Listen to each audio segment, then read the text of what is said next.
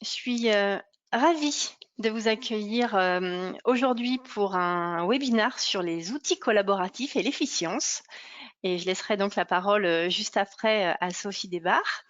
Avant tout, je voulais vous rappeler que chaque semaine, la CCI organise un programme de webinaire. Elle vous donne rendez-vous les mardis, mercredis, jeudis à 11 h pour des webinaires qui sont conçus et sélectionnés pour vous, pour les dirigeants, les managers, les salariés. L'objectif, c'est vraiment de vous accompagner dans cette situation de crise et également dans le maintien de votre activité par rapport à ce contexte. L'idée, c'est de proposer des thématiques qui sont utiles dès à présent, des solutions concrètes pour faire face à vos besoins, un expert pointu sur le sujet. Et aujourd'hui, on aura donc Sophie Desbarres qui interviendra. Et puis la réponse à vos questions. Donc, comme sur les précédents, ce que je vous propose, c'est de noter, saisir toutes vos questions au fil de l'eau. Et puis, moi, je les répertorie. Et puis, on prendra, à l'issue de ce temps d'intervention, on prendra un moment pour pouvoir répondre à l'ensemble des questions. Avant tout, je vais me présenter. Donc, je suis Alexandra Charmois. Je suis en charge de l'événementiel à la CCI Haute-Savoie. Là, pour le moment, l'organisation des événements, elle se passe essentiellement et exclusivement, je dirais même, à distance. Pour autant, je suis présente sur les réseaux sociaux et notamment sur LinkedIn. Donc, si toutefois vous souhaitez partager votre actualité avec moi, n'hésitez pas à me demander cette mise en relation sur LinkedIn. J'accepterai volontiers. Je vous rappelle également par rapport à ce contexte que la CCI Haute-Savoie, elle reste mobilisée pour vous orienter vers les dispositifs existants. Si vous avez la moindre question, aujourd'hui, on a mis en place un numéro unique 0450 33 72 99 et l'emailing. On a une équipe dédiée qui répond chaque jour à l'ensemble de vos questions. Donc, n'hésitez pas à les solliciter. Elles seront ravies de prendre en charge votre demande. Avant de laisser la parole à Sophie, je voudrais vous rappeler également que vous avez la possibilité de télécharger le PowerPoint. Il se trouve dans les documents, mes documents à télécharger ou à diffuser, documents à distribuer exactement. Voilà. Donc voilà, vous pouvez déjà retrouver d'ores et déjà la présentation. Et puis, ce que je vais faire, c'est que je vais de suite laisser la parole à Sophie Desbarres qui va d'abord se présenter et puis qui va nous parler aujourd'hui des outils collaboratifs et comment on peut être plus efficient au quotidien avec ces outils-là. Sophie, je vais vous laisser la main. On va repartager notre écran et je vous laisse vous présenter. Donc, bonjour à tous. Donc, moi, c'est Sophie Desbarres. Je suis consultante et communication et intervenante à la CCI Haute-Savoie sur tous les sujets qui sont web marketing, communication et digitaux. Donc, c'est dans ce cadre-là que j'ai la chance aujourd'hui d'intervenir pour vous parler de comment gérer et mieux partager l'information dans ce contexte, mais aussi pour l'après, avec des outils digitaux simples, potentiellement le plus souvent gratuits, qui vont pouvoir vous aider grandement dans votre travail. Au programme du jour, on va donc voir quel est l'intérêt d'utiliser des outils collaboratifs pour gérer et partager de l'information au sein de votre entreprise ou avec des collaborateurs avec lesquels vous travaillez régulièrement. On va également faire un petit panorama des meilleurs outils collaboratifs en 2020. Quels sont les meilleurs, payants, gratuits? On va faire un petit tour d'horizon et on va faire un petit zoom sur Slack, qui est un peu mon outil chouchou, qui est un outil gratuit, complet et super polyvalent. Vous verrez, on fera une petite démonstration de comment vous pouvez vous en servir au quotidien. Donc, pourquoi utiliser des outils collaboratifs pour gérer et partager de l'information? Je vous ai fait un petit top 10, mais il y a bien plus que 10 bonnes raisons pour utiliser des outils collaboratifs, mais on va essayer de voir les 10 principales. La première, c'est que vous allez avoir accès à tout et partout. Donc, c'est fini le dossier oublié sur le bureau, l'oubli parce que je suis chez moi et mon ordinateur portable n'est pas accès au réseau. Là, avec des outils collaboratifs, vous aurez tous vos documents stockés au même endroit et vous pourrez y accéder sur mobile, à Lille, à Lyon, à Bordeaux, de chez vous ou du bureau, vous avez accès à tout, partout et tout le temps. Donc ça, c'est plutôt pas mal, surtout dans cette période de télétravail. La deuxième bonne raison, c'est que vous allez pouvoir partager des documents en toute simplicité. J'imagine que beaucoup d'entre vous se sont demandé un jour comment envoyer un document qui était assez lourd, qui fait généralement plus de 25 MO, qui ne passe pas donc par mail. Au lieu de décomposer mon document en 5 parties, le zipper, le mettre en point rare, etc., il y a des outils qui permettent de partager des documents beaucoup plus facilement avec un simple lien ou sur des plateformes justement de partage. Donc on va voir ça ensemble. La troisième bonne raison, c'est que vous allez pouvoir gagner en productivité. Il y a une étude qui a été menée qui dit que 20%, quand on utilise des outils collaboratifs, on a 20% de productivité supplémentaire. Donc 20%, ça se prend quand même. Et en fait, gagner en productivité, pourquoi? Parce que déjà, vous allez gagner du temps en utilisant des outils collaboratifs, donc gagner du temps dans l'envoi des fichiers, dans la communication, dans le partage, on va voir ça ensemble.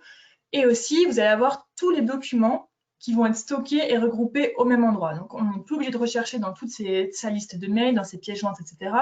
Sur son bureau, dans ses dossiers, vous aurez tout au même endroit, vous serez beaucoup plus productif. La quatrième bonne raison, c'est que ça va permettre d'humaniser vos échanges. Humaniser vos échanges, c'est-à-dire que vous êtes regroupés au sein d'une même structure ou outil, tous les collaborateurs de votre entreprise seront au même endroit. Plutôt que d'envoyer un mail à coup de très cher, bien cordialement, ou c'est peut-être un peu froid, ça peut être mal interprété, là, vous pourrez échanger via une messagerie en direct avec des emojis, des gifs, des musiques, des photos. Ça va libérer un petit peu le discours et ça va permettre aussi d'être un petit peu plus souple et d'humaniser un petit peu tout ça. La cinquième bonne raison, et ça la planète vous dit merci, c'est que ça va limiter le nombre de mails. C'est-à-dire que si on travaille ensemble sur un même document Word, par exemple, on va envoyer 5 fois le même document, on va faire des allers-retours, etc. Là, plus besoin, vous mettez votre Word sur un même outil. Vous pouvez même travailler ensemble sur le même outil et sur le même Word en même temps. Donc, ça limite le nombre d'échanges par mail et on peut échanger en direct. Il n'y a pas ce petit temps de latence aussi de réception et d'envoi de mail. La sixième raison, c'est que ça va accélérer la prise de décision. Pourquoi? Généralement parce que quand on utilise des outils collaboratifs, les choses se passent beaucoup plus vite. C'est-à-dire que tout le monde est connecté au même endroit, on voit qui est absent, qui est présent, on sait quand échanger avec une personne parce qu'on voit sa disponibilité. On a aussi cette possibilité d'interagir via des chats, donc on a aussi une discussion plus rapide et plus humaine, et on a aussi des outils de partage de tâches, etc. Et c'est prouvé, quand on utilise des outils collaboratifs, généralement un projet avance beaucoup plus vite et on peut prendre une décision beaucoup plus rapidement, en faisant des votes, des partages, etc. Septième bonne raison, et là ça rejoint un petit peu la première, et notamment dans ce contexte, je pense que c'est une des meilleures raisons, c'est que ça va simplifier le travail à distance. Vous pourrez faire des réunions depuis chez vous, comme ici. Vous pourrez partager des documents aussi beaucoup plus facilement. Vous allez pouvoir travailler à distance, donc de chez vous, mais aussi ça va permettre de travailler à des sites distants. Si votre entreprise travaille dans des villes différentes, vous pourrez travailler tous ensemble à sites distants.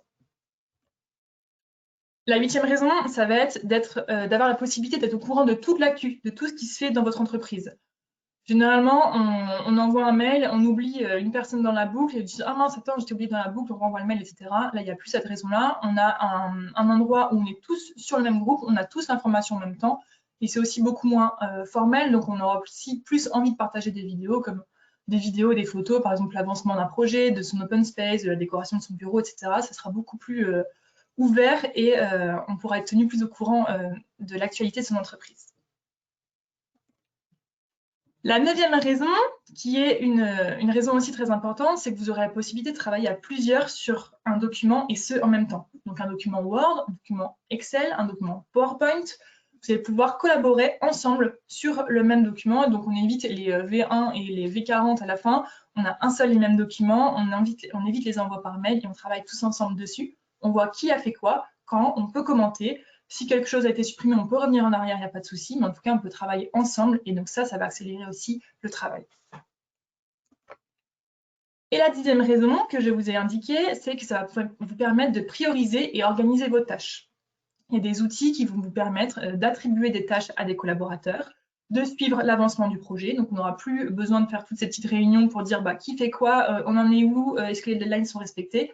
Là, avec un outil, visuellement, très simplement en quelques secondes, on verra que cette tâche est attribuée à cette personne a rédigé cette tâche, c'est réalisé, c'est validé, cette personne est en retard sur cette tâche. Vous pouvez aussi attribuer des tâches à des personnes. Il y a des outils gratuits qui permettent de faire ça et ça permet de faire un suivi de projet beaucoup plus simple. Donc tout ça, c'est bien, mais grâce à quoi? Donc on va voir un petit panorama des meilleurs outils collaboratifs, en tout cas en 2020. Il y en a beaucoup, une centaine, mais je vous en ai recensé une petite dizaine qui, je pense, peuvent vous être bien utiles. Un des plus connus, si vous voulez transférer des fichiers volumineux, le plus connu, c'est WeTransfer. WeTransfer, ça va vous permettre, il y a une version gratuite qui va vous permettre d'envoyer des fichiers jusqu'à 2 Go pour la version gratuite et illimité pour la version payante. Ça vous permet d'envoyer des fichiers gratuitement via un petit lien. En fait, vous envoyez ce petit lien à la personne et la personne va pouvoir télécharger ces fichiers qui sont généralement plus lourds. Il y a un équivalent qui s'appelle Smash et qui est un équivalent français. Donc c'est bon à savoir. Si on veut vanter un petit peu le local, je vous invite à utiliser Smash. Smash, c'est exactement les mêmes fonctionnalités que WeTransfer, mais il y en a même en plus. C'est-à-dire qu'avec Smash, on va pouvoir protéger son envoi via un mot de passe dans la version gratuite. On va aussi pouvoir personnaliser sa page d'envoi. Si c'est pour un client, vous allez pouvoir mettre son logo, sa photo, la photo de son entreprise. Ça fait toujours plaisir, ça montre que c'est encore plus personnalisé et encore plus attentionné. Donc Smash a des fonctionnalités supplémentaires. Ça ressemble un petit peu à ça. Vous avez juste à intégrer vos fichiers, à mettre l'email de votre contact, votre email, un petit message et à smasher. Donc c'est-à-dire envoyer. Et ça envoie directement par mail le fichier lourd à la personne. Si vous souhaitez faire une visioconférence, très tendance en ce moment, il y a 4 outils pour cela. Il y a Whereby et Zoom, qui sont 2 outils un petit peu concurrents et qui, ceux-ci, je vous les recommande très fortement parce qu'il n'y a pas besoin de créer de compte dessus. C'est vrai que je pense que vous avez tous remarqué, en période de télétravail comme ça qui s'allonge un petit peu, on a des réunions sur Skype, des réunions sur Teams, des réunions sur Zoom, on doit télécharger 1000 logiciels, créer des 1000 comptes un petit peu partout. Là, avec Whereby et Zoom, vous n'avez pas besoin de créer de compte. Donc, vous avez juste à créer une salle de réunion en ligne, vous envoyez le lien à la personne et elle peut se connecter à cette salle de réunion virtuelle. Donc ça, plutôt pratique. Et vous allez pouvoir faire aussi du partage d'écran. La caméra, le micro, enfin, toutes les options standards sont présentes sans création de compte. Donc ça, je vous le recommande. Ensuite, on a forcément le traditionnel Skype qui permet de faire des réunions aussi en visioconférence. Et le géant de Office 365 qui est Teams, qui est un outil collaboratif mais qui permet aussi de faire des réunions en visioconférence. Les 2 premières solutions, Whereby et Zoom, offrent une version gratuite qui permet de faire 40 minutes de réunion et qui permet de réunir jusqu'à 100 personnes. Pour aller au-delà, il faudra aller sur la version payante. Teams est forcément payant parce qu'il est inclus dans la suite Office 365 et Skype, vous avez une version gratuite et une version payante également. Si vous voulez expliquer ou montrer quelque chose à quelqu'un sur son ordinateur, il y a un petit problème technique, vous avez 2 outils pour ça. Il y a un outil qui s'appelle TeamViewer qui va vous permettre de prendre la main sur l'ordinateur de quelqu'un. Si quelqu'un a un problème sur son site, sur sa session, sur sa bureautique, vous n'arrivez pas à lui expliquer, vous faites un mail avec 15 captures d'écran, un mail comme ça pour expliquer. Des fois, c'est peut-être plus simple de partager son écran et de pouvoir intervenir sur son ordinateur. Donc Team, c'est un petit logiciel qu'il faudra télécharger des 2 côtés. Vous avez un identifiant et un mot de passe, et là, vous pourrez avoir accès à l'ordinateur de la personne comme si vous aviez la souris en réel, donc plutôt pratique.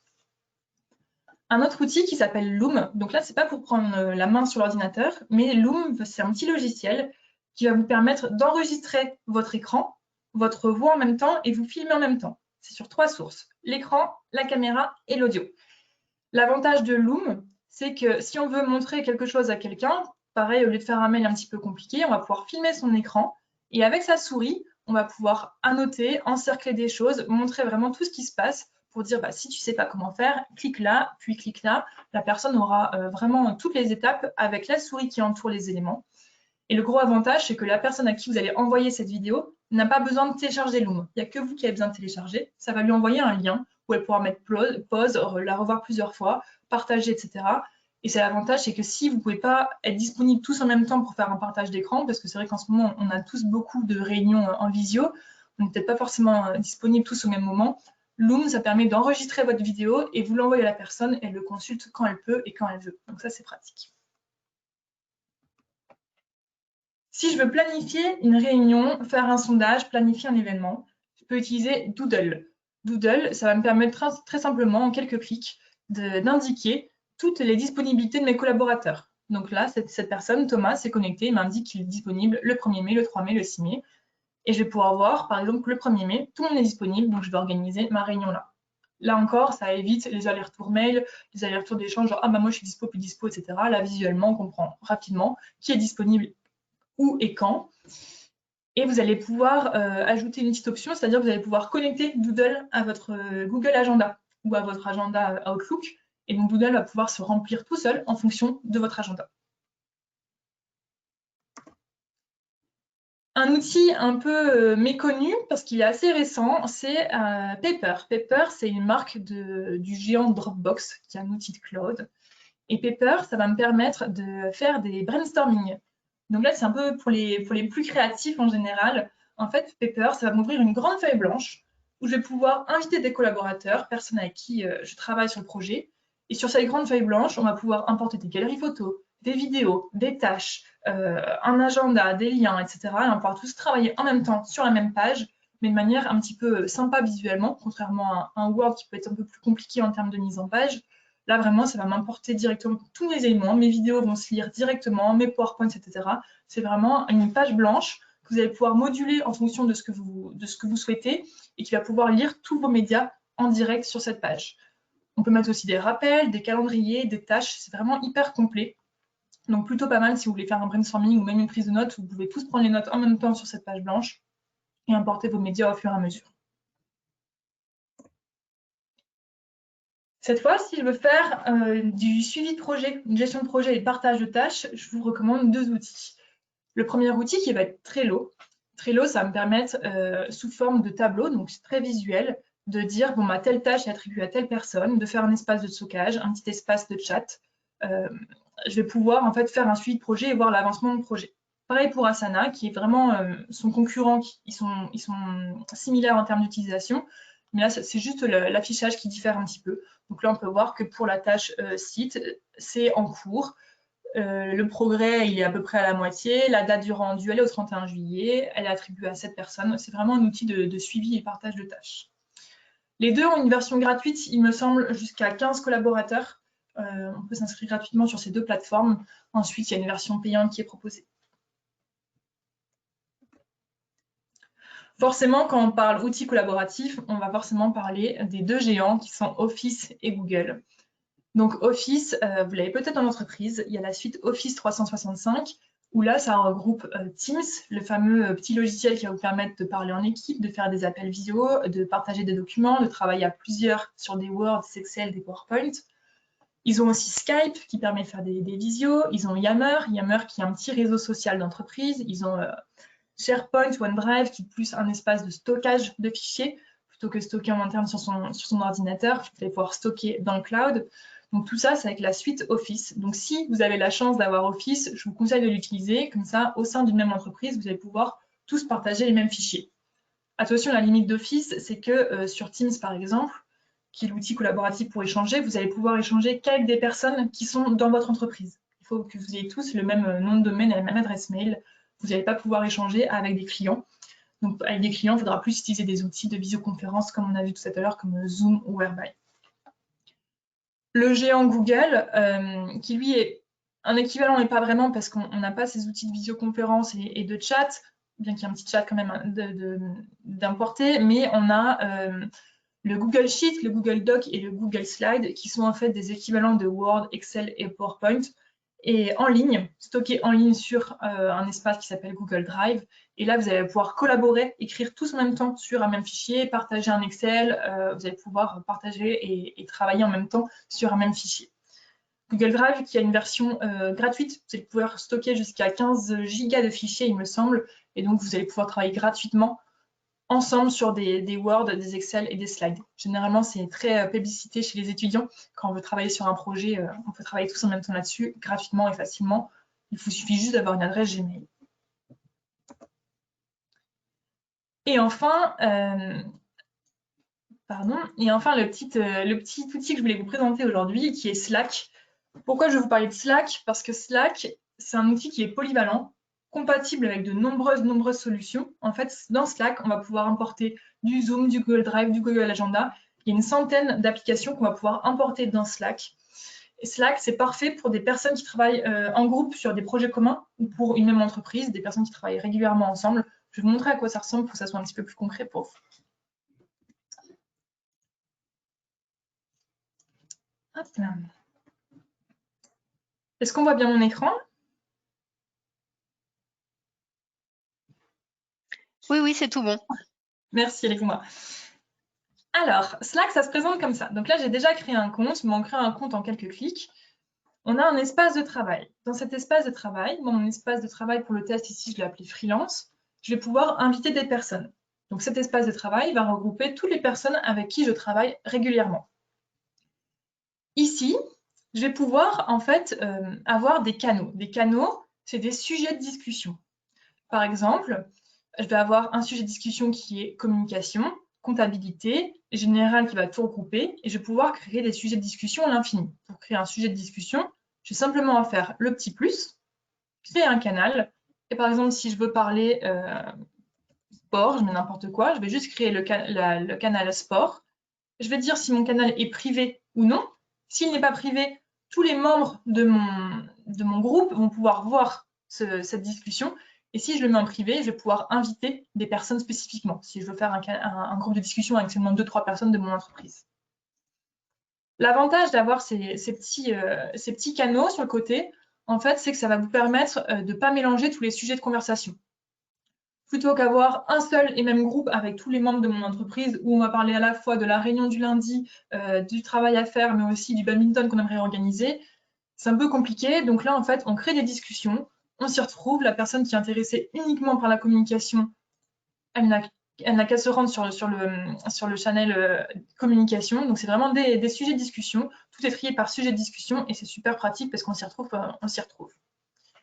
Sur Slack, vous avez aussi la possibilité de parler en message direct. Donc là, on voit les messages directs ici. Donc ça, c'est toutes les personnes de mon groupe de travail. La petite pastille verte va m'indiquer si ces personnes sont en ligne ou pas en ligne, ou si elles sont occupées, absentes. Je peux définir un statut aussi, ça c'est super important sur les outils collaboratifs, pour ne pas être dérangé tous les 2 minutes si je suis focus sur un sujet. Je peux mettre que je suis indisponible et comme ça les personnes savent que si je réponds pas, c'est pas la peine de m'envoyer un SMS ou de m'appeler aussi en urgence, c'est que je suis concentrée sur mon sujet et que je reviendrai sur l'outil tout à l'heure.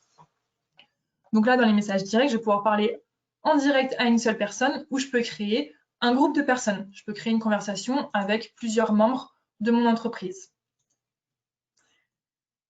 La force de Slack, donc vous voyez que c'est tout simple en utilisation, ça se regroupe vraiment par sujet de communication ou en message direct. Là d'ailleurs, on voit quand il y a un petit 1 sur le côté, c'est qu'une personne m'a mentionné dans un sujet de discussion. Et quand on voit que la typographie est grasse, comme sur Compta, c'est qu'il y a un nouveau sujet de discussion. Donc on ne m'a pas forcément identifié, interpellé sur le sujet de discussion, mais en tout cas, il y a des nouveautés. Donc si je veux y aller, ça se passe ici. Donc là d'ailleurs, on voit que Sophie, donc je me parle un peu de moi à moi, c'est un peu bizarre, mais pour le test, Sophie a identifié Marco ici en m'attribuant une tâche. Si justement j'ai cette tâche à réaliser, mais là j'ai pas tout de suite le temps, je vais pouvoir, grâce aux 3 petits points sur les côtés, mettre un rappel. Donc je peux dire me le rappeler dans 1 heure, et dans 1 heure, on va m'envoyer une petite notification pour me dire attention, il faut faire le devis SEO. S'il y a un sujet qui m'intéresse, c'est là aussi la force, c'est que je vais pouvoir enregistrer une conversation, un document, tout ce qu'on veut. Je vais pouvoir enregistrer juste en cliquant sur enregistrer sur le côté, et je vais retrouver ici dans mon espace tous les éléments que j'aurais pu enregistrer. Ça m'évite de rechercher dans une conversation s'il y a quelque chose dont je veux revenir un peu plus tard, je peux retrouver tout au même endroit. Sur Slack, on va pouvoir partager des fichiers. Donc les fichiers, je vais pouvoir les retrouver dans l'onglet fichiers. Je vais retrouver tous les fichiers qui ont été partagés. Et le gros avantage, c'est que bon, là pour l'instant, j'ai mis qu'un fichier, mais si je recherche je sais qu'il y a un mot-clé, un fichier qui parle de client, qui parle de vidéo, je vais pouvoir taper dans ma barre de recherche ici mon mot, et ça va me dire dans quel fichier j'ai ce mot. Donc c'est pratique. Voilà, j'ai qu'un seul fichier, donc l'utilité n'est pas montrée, mais quand on a une 50aine de fichiers, qu'on retrouve un document, Slack va analyser l'intérieur de ces fichiers. PDF, Word, etc. Ça va analyser l'intérieur et ça va vous remonter les fichiers qui utilisent ce mot. Donc ça, c'est plutôt pratique aussi. Donc sur Slack, je vais pouvoir écrire un message dans des conversations. Si j'ai un sujet de communication ou si je veux dire bonjour, hop, j'ai juste à écrire ici dans la petite barre ici et envoyer mon message. Je peux avoir la possibilité, si je me suis trompée forcément, de supprimer mon message, de le mettre en favori. Je peux avoir la possibilité également de réagir à un message avec des petits emojis. Ça m'embête un petit peu. Avec des petits emojis comme sur tous les réseaux sociaux, comme sur Facebook, etc. Hop. Je vais avoir la possibilité d'insérer des liens, des images, des fichiers. Si je veux intégrer un fichier, j'ai juste à glisser, déposer ici et ça va se mettre dans la conversation. Donc c'est vraiment un outil de partage où vous allez pouvoir glisser tout au fur et à mesure dans des sujets de conversation et ça intègre aussi le fait de travailler à plusieurs sur un même fichier. Là où je vous montrais la grande force de Slack, c'est ici, c'est dans les applications. En fait, Slack est vraiment compatible avec une centaine d'applications. Donc là, pour le test, j'ai mis Google Drive et Zoom. Donc Zoom, qui je vous rappelle, est le petit outil qui vous permet de faire des visioconférences gratuitement. Mais si vous cliquez ici sur le plus, vous allez pouvoir voir toutes les applications qui sont compatibles avec Slack.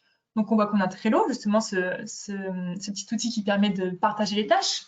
On a Google Agenda, on a Zoom, on a Twitter. Donc Twitter, ça permet, on aura tous les réseaux sociaux, mais par exemple sur Twitter, vous allez pouvoir dire à chaque fois que telle personne tweet quelque chose, je veux que ça remonte dans ma conversation sport. N'importe quoi, il faudrait une conversation de tweet pour bien.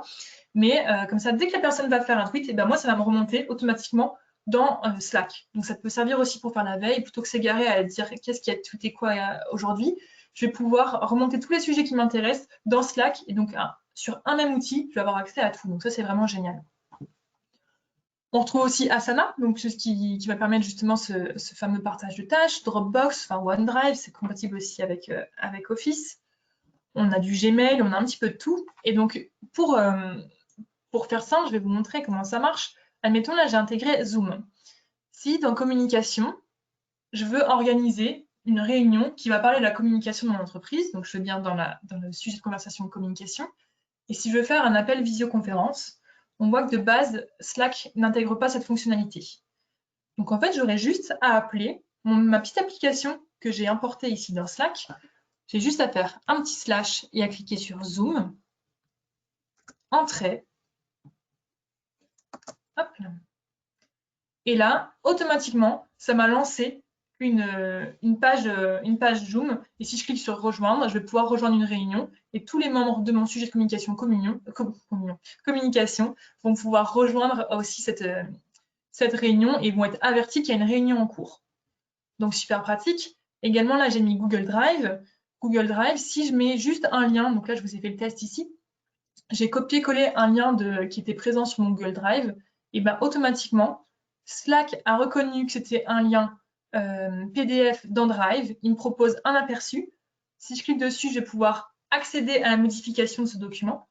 Il va pouvoir me dire avec qui je veux souhaiter le partager. Est-ce que les personnes ont juste un droit de lecture, de modification, de création?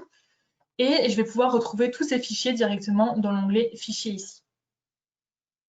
Donc vous voyez qu'en fait Slack c'est vraiment une base un petit peu nue où vous allez pouvoir importer tous les petits plugins et modules dont vous avez besoin. C'est pareil pour Google Agenda pour créer des réunions, c'est pareil pour le partage de tâches. En fait ça va vraiment vous permettre, c'est un outil qui va vous permettre de remonter tous vos petits outils. Donc c'est hyper polyvalent, vous en faites vraiment ce que vous voulez et au lieu de consulter tous les outils à disposition, vous allez uniquement dans Slack et il y a tout qui va remonter dans Slack. Donc plutôt pratique. Pour parcourir encore un petit peu, ici, donc on voit dans mentions et réactions, cet onglet va me servir à remonter toutes les personnes qui m'ont tagué et identifié. Donc on voit que là, à 10h16, on m'a identifié pour me demander de faire un devis. Élément enregistré, je vais retrouver tous les articles que j'ai mis en favori.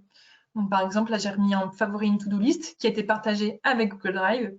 Donc si je clique dessus, je vais pouvoir atterrir directement sur cette fiche Google Drive et je vais pouvoir modifier et ajuster ma to-do list. Dans Personnes, je vais pouvoir voir qui est membre de mon équipe. Donc là, on est 4 membres parce qu'on est 4 à travailler sur ce projet, mais je vais pouvoir inviter des personnes. Et donc là, ce n'est pas forcément des personnes de mon entreprise. Je peux mettre n'importe qui, n'importe quelle adresse mail. C'est l'avantage aussi, si j'ai un projet même avec un client, plutôt qu'éviter 1000 allers-retours par mail, je peux aussi l'inviter sur mon Slack. Et comme ça, je peux partager directement tous les outils et les documents avec lui. Donc, pas forcément lié à une même entreprise. C'est vraiment plutôt pour un groupe de personnes qui travaillent sur un même projet. Dans l'application, donc je vais retrouver ce que j'avais en bas, toutes les applications qui sont disponibles avec Slack. On a même d'ailleurs GoToMeeting, l'outil qu'on utilise aujourd'hui. On a du Dropbox, il y en a une centaine, je pense. Donc, dans Fichiers, on va retrouver tous les fichiers qui ont été partagés. Mes petits canaux, donc mes petits sujets de discussion, mes petits messages directs. Là, d'ailleurs, on voit que c'est en gras et qu'il y a un petit 1. Il y a Sophie qui me parle, elle me dit « Hello ». Je vais pouvoir lui répondre et je vais pouvoir aussi passer un appel audio. Je ne suis pas obligée de faire du visio avec une personne. Slack intègre de base une fonctionnalité pour faire un appel audio. je vais pouvoir inviter des nouvelles personnes et vraiment, je vous assure que la force de Slack, c'est vraiment ce système d'application. Donc, je vous invite à fouiller, refouiller et refouiller et essayer de vous y mettre. C'est un petit peu contraignant au début parce qu'il faut prendre la main et s'habituer à un outil.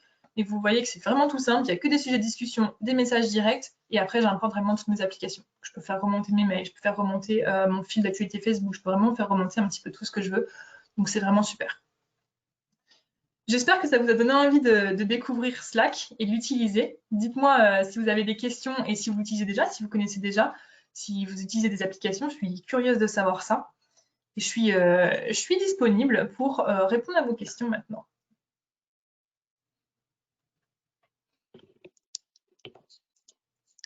Alors, je me reconnecte. Effectivement, on a quelques questions, notamment par rapport à Slack. Ouais. Est-ce qu'il est tout de même utile quand on est déjà utilisateur d'Office 365? Alors, ça va être utile pour partager et créer une animation, enfin une discussion pour des personnes qui ne sont pas dans mon entreprise. Office 365, c'est super, c'est complet, mais que pour les personnes qui font partie de mon entreprise. Donc, si je veux échanger avec des freelances avec qui je travaille, avec des clients, avec des agences ou autres, ça sera utile en complément pour travailler sur un projet avec ces personnes. Ouais. Ok. Et est-ce que la suite Office est compatible avec Slack? Oui, tout à fait. Vous avez vu que dans les petites applications, je pense pas pouvoir le remontrer, mais dans l'application, il y avait les outils Office qui peuvent remonter. Donc, on peut faire remonter des choses sur Teams, des choses sur son OneDrive, etc. C'est compatible. D'accord. Slack est un outil qui est gratuit complètement ou est-ce qu'il y a des options Non, gratuit complètement. payantes? À ce jour, gratuit Complètement complètement. gratuit. D'accord. Et puis, vous utilisez, vous, Sophie, quelle version de Slack ou de quelle version vous utilisez de Slack? Il y a Euh, plusieurs versions peut-être? Non, il n'y a qu'une version? Moi, il n'y a qu'une version qui est mise à jour régulièrement. Donc, moi, j'ai la dernière version proposée par Slack. Slack, à savoir D'accord. qu'il y a des applications mobiles Slack aussi. Vous pouvez l'avoir sur mobile. Donc, c'est peut-être Sur mobile et iOS, ouais, c'est ça. voilà. C'est Donc, ça. bah, il y a des mises à jour régulièrement. Je ne sais pas, j'ai pas en tête quelle version exactement j'ai, mais j'ai la dernière, je fais les mises à jour. Donc, c'est la dernière proposée sur Android. D'accord. Et j'avais une autre question un peu plus tôt, c'était par rapport à TeamViewer. Est-ce que c'est compatible sur tablette? Ou alors Alors, c'est vraiment de PC à PC?